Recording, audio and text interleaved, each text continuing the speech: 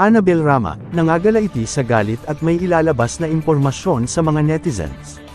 Sa kanyang Facebook post, sinabi ni Annabel na maglalabas siya ng malaking impormasyon sa lalong madaling panahon laban sa isang individual na nagsisikap na magpanggap na malinis. Napakainit ng ulo ko ngayon oras na ito. Gusto kong mangampal at manabunot ng tao nagmamalinis, akala mo kung sinong Santa Maniac. Abangan niyo bukas ang kwento ko, said Annabel. Netizens speculated that Annabel was commenting on the current status of the relationship between Richard Gutierrez and Sara Laboti. Matatanda ang ilang showbiz reporters ang nagsiwalat na nagkaroon ng legal battle sa pagitan ng showbiz couple tungkol sa custody ng kanilang mga anak na sina Zion at Kai.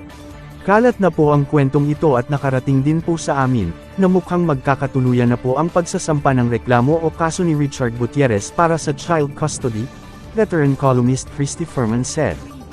Maaaring yung annulment po siguro ay mapapahuli pa, dahil may kumukontra sa panig ni Richard, diba? Pero yung sa child custody, maganda na rin naman yun.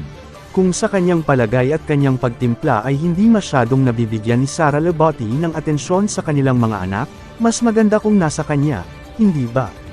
Dagdag niya, matatandang na minsan ng question ng anak ni Sara kay Richard at minsan na din itong itinanggi na hindi umano niya ito anak, kaya naman hinamon ni Annabel si Sara na ipa-DNA test ang anak pero hindi ito ginawa ni Sara.